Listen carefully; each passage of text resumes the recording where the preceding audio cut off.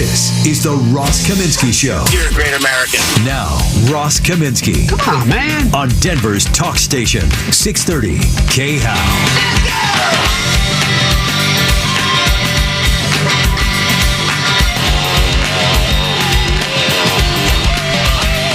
Alrighty, good morning. It's Tuesday. Not normally my favorite day of the week, but for some reason I'm feeling quite good about today. So let's do this together, and we will have a wonderful morning. We do have a lot to talk about. We got a lot of guests on a lot of different topics. And gosh, let me start kinda, sorta with the United Nations climate report yesterday that had all the usual people chattering all the usual stuff. And I'm gonna tie this into actually another thing before I get into the details of the climate report.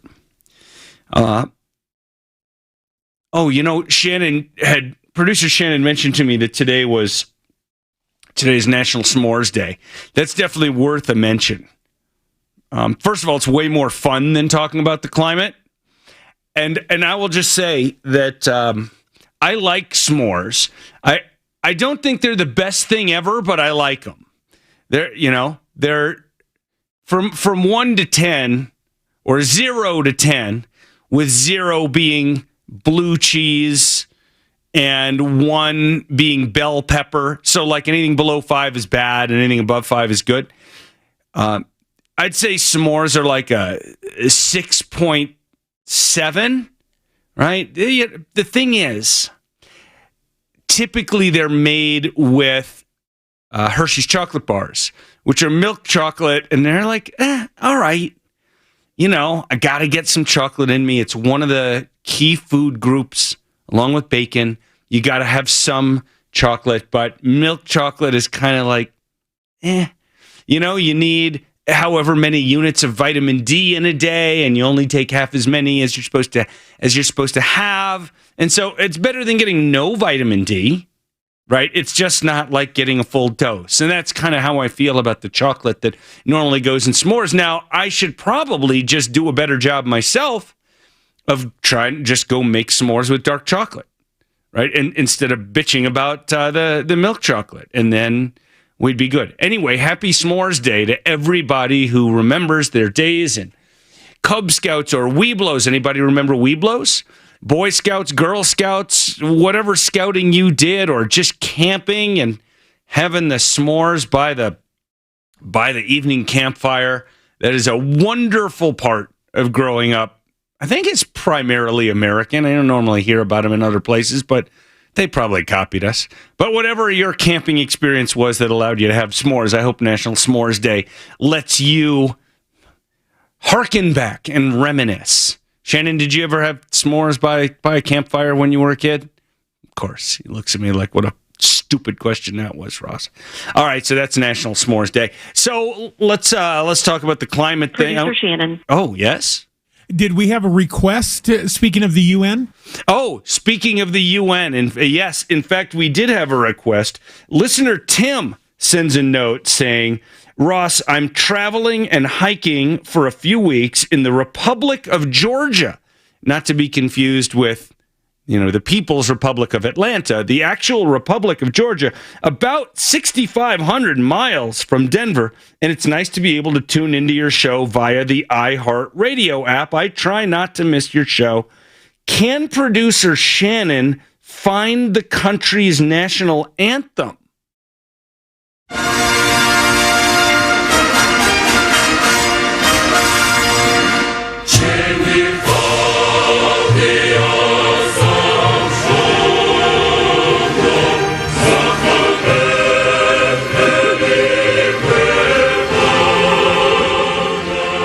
We do aim to please here at the Ross and Shannon Show.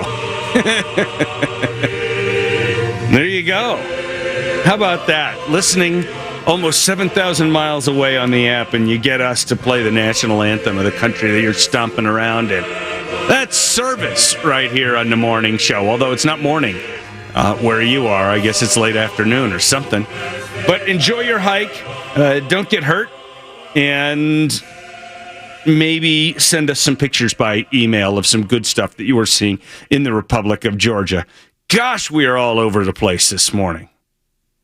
4 p.m. in, what is it, Tbilisi? Is that the big city in Georgia? All right, so it's always odd when shows start off this randomly. And, of course, it's always my fault. I'm sort of the one driving this bus. So yesterday I was listening to MSNBC. And I promise I'm going to tie this into the UN climate thing. But I'm going to start with something else. I was listening to MSNBC, and they had whoever their afternoon woman is. It sounded like, I don't remember her name. Long, dirty blonde hair, used to be a Republican, and then went all off the deep end because of Trump and has turned into a leftist. But anyway, they were talking about vaccines. And when the concept came up of mandates, she made some noises about, oh, I'm so tired of people talking about their, and then she did like air quotes on the TV, apparently, about personal freedom. And she did it in a high-pitched voice like that, and air quotes as if it's nothing. And then she had some dude come on and talk with her about vaccines and mandates, namely, should the federal government, if they even had the authority, which I don't think they have, should the federal government require pretty much every American to get vaccinated? And this other guy followed along with her and said, yeah, I was with you when you were kind of doing the air quotes around personal freedom. And he talked about this, and I think this is a quote, this individual liberty garbage. It's what the guy on MSNBC said. It's a fairly major network. I realize that it's left-wing. But personal freedom nonsense, individual liberty garbage? I think it's really important to remember that it's not just that there are a lot of people who have wrong ideas about economics and the way the world works and things like that. The problem is massively magnified and multiplied when these same folks decide that they know better than everybody else, and that since they're smart and you're dumb, you're just going to have to comply. And again, I want to take it even a step beyond just the idea of you having to do something you don't want to do. It's part of the same picture, but the idea that they are so dismissive in the United States of America, so dismissive of the idea of individual liberty, that it just doesn't matter to them. And I engaged in a little conversation with a polite guy on Twitter yesterday. It didn't seem nearly as far left as these MSNBC folks. And he had made some similar comment, not as aggressive, but a comment along the lines of, how do you feel when your individual liberty causes you to get sick or causes someone to get sick or to die? And what I said was, look, I get it, but individual liberty is the basic purpose. Protecting individual liberty is the basic purpose of the United States of America as a nation and as defined by our Constitution and the Declaration of Independence before it. And you cannot wish that away or wave that away and say, well, in this circumstance, we really need to just get rid of individual freedom because we think it would be better for other people. This is the thing. This is what makes freedom often something you've got to fight for, and something that is worth defending, and something that is always somebody's target. And that is, you can always find an example where somebody's personal choice ends up being either potentially or certainly less good for somebody else. Now, part of the problem with the coronavirus vaccine / individual freedom conversation is that I do think there is some line where some level of government, I don't think the federal government has this authority, but maybe state governments might have a level of authority to say, you must get vaccinated. And I'm really struggling with this myself. Here's the question as I formulate it to myself and on Twitter yesterday. What if there were a different virus that was also readily transmissible, but much more deadly than COVID? So instead of a fraction of a percent of people who get the virus dying, what if 10%, so 100 times as many people were dying? In a situation like that, would it be okay for a government to mandate a vaccine?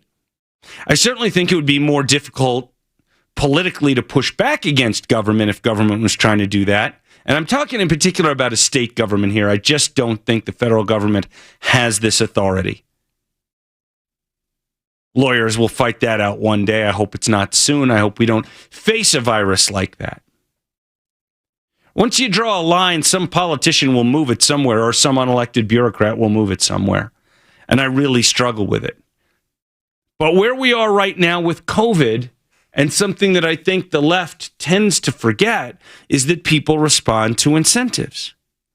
And so, as so many of these folks particularly in red states and Trumpy states, have decided not to get vaccinated, and I've got many of those folks in my listening audience, they email me with some frequency saying, hey, Ross, I'm not getting vaccinated. Good, you do you. It's fine, you do you.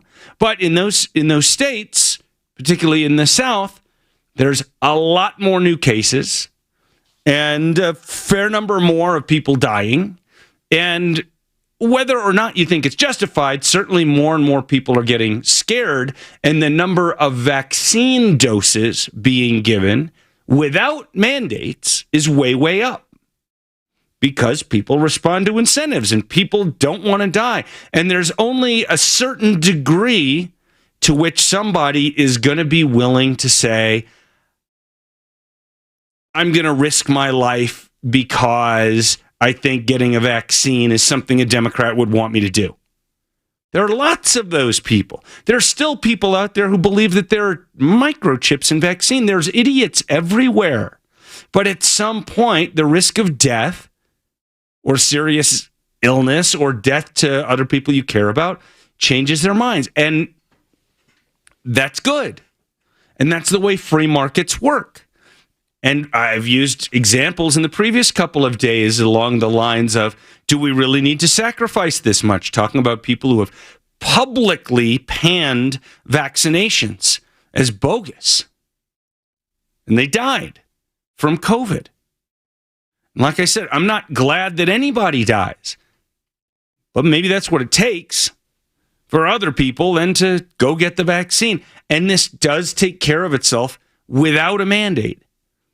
And it's weird how some people jump so quickly to the idea that we must mandate stuff as if people will never do the right thing themselves. Yeah, there are some people who will make a different decision from what I think they make, or they should make, but I don't think it's my job to tell people what to do. When it comes to the vaccine, I suggest that you get it. I think that the data shows that it's safe and effective. And I think that almost every email I get from someone who says that they're not getting the vaccine, they either say it's a matter of personal choice and I don't want to get it, to which I say, that's your choice. See ya. Or I get emails from people saying, some pseudoscience nonsense about the vaccine, and I refer them to multiple studies and data. And of course, nobody trusts anything anymore. And we're going to be talking about that more over coming days and weeks. But nobody trusts anything. And it really doesn't help that President Trump was not particularly pro-vaccine, didn't get vaccinated in public, and talked the whole thing down forever. And then during that campaign, Kamala Harris and Joe Biden, to a lesser degree, both said they're not sure that they would take a vaccine that was created during the Trump administration, a Trump vaccine. They're all to blame. But Americans will figure it out. Even dumb Americans aren't really all that dumb in the long run. We eventually usually get it right. Now, tying this back, as I mentioned, to the climate report, I listened to a whole bunch of media outlets yesterday, and I spent a fair bit of time listening to BBC, which is a really, really climate alarmist place.